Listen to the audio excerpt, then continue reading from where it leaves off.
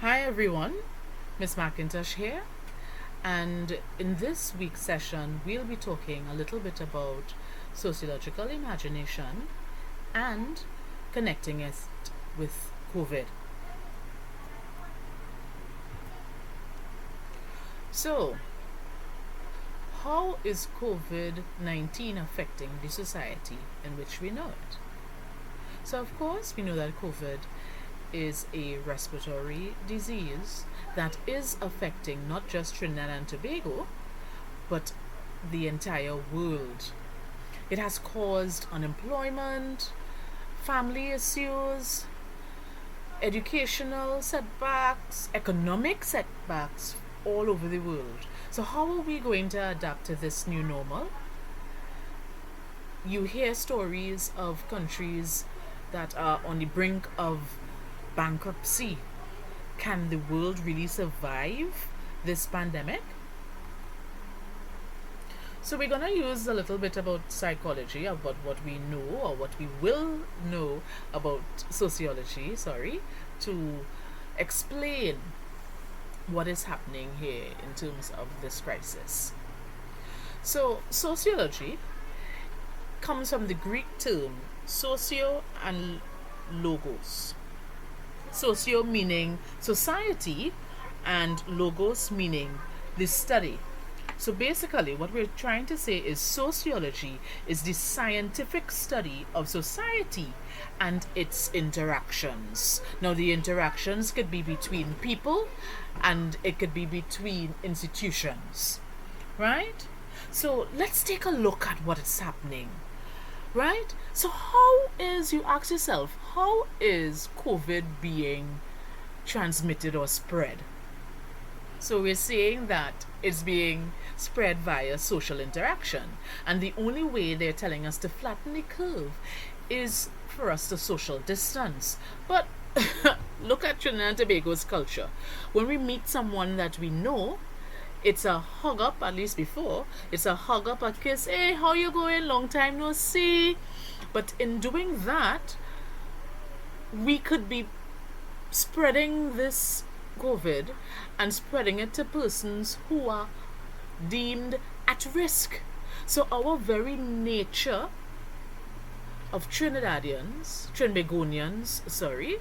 our very culture and subcultures can be affecting how we flatten the curve or if we flatten the curve in our society. Now, the government has asked for citizens to wear their masks, and it went so far that now we are being legislated to wear your mask, and if you don't wear your mask, there are fines attached to that. So now we are being mandated to wear this. So it is as though we are going against our very nature in order to try to lessen or decrease the amount of positive cases that are happening. But you have people who are having Zessa parties, going on their private beaches, having their parties in their private properties and everything like that. And because of the attitudes, you're seeing the numbers growing steadily. And it's very unfortunate that this is exactly what is happening in Trinidad and Tobago. So there are persons who fall into certain categories. They're saying that the elderly are more susceptible to getting very sick when it comes to COVID. They're even saying men more than women are dying from COVID related issues. And they're also saying that the particular blood type that you have may either increase or decrease the probability or the likelihood of one getting sick. But really and truly, this is uncharted ground. We don't really know the full dynamics of this pandemic, of this disease. So really we're just testing and researching and finding answers as we go along. In sociology, there is a theory, and next week we'll be doing more about theories, but there's a theory called symbolic interactionism, and that deals with labels and stereotypes. So you see these there are stereotypes and labels emerging. So they're calling persons high risk, no risk, asymptomatic, symptomatic, poor, rich. The social classes are being hit like never before. COVID is not a respecter of Tom, Dick, or Harry. Rich, poor, black, white, everyone is hit, unfortunately. Right? So there are some institutions that are set up within the society: family, religion, health, education, politics, and economics. And there are even more institutions that you could find within society. And what you're realizing when you are observing the society, you're realizing that these institutions are currently being hit hard. They are under strain.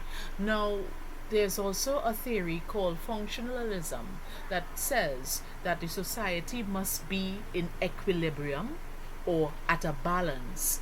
And if one institution is under strain or not working as it should, then the other institutions will almost like buffer and fill the void. But what you're realizing now is that all the institutions are experiencing this strain. So, what institution is going to help the other?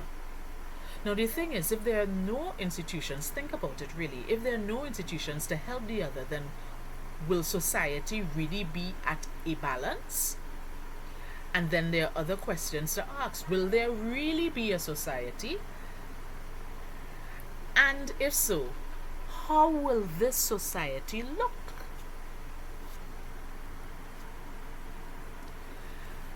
The coronavirus pandemic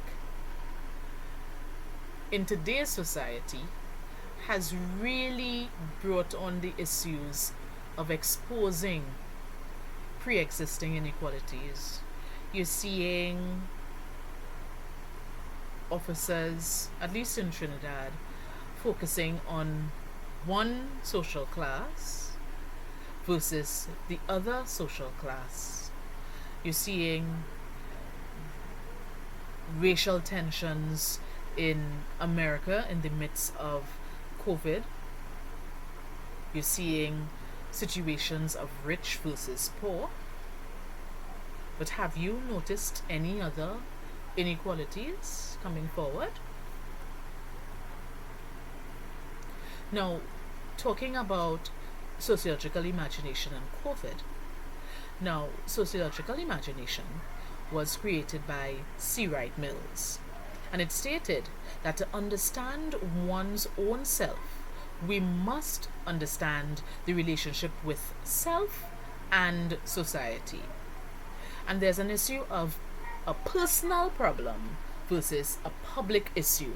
So, okay, so if one person has COVID, then that is that one person's issue. That's your problem, right? That's that person's problem. Versus if the multitude has COVID, then it becomes a public issue.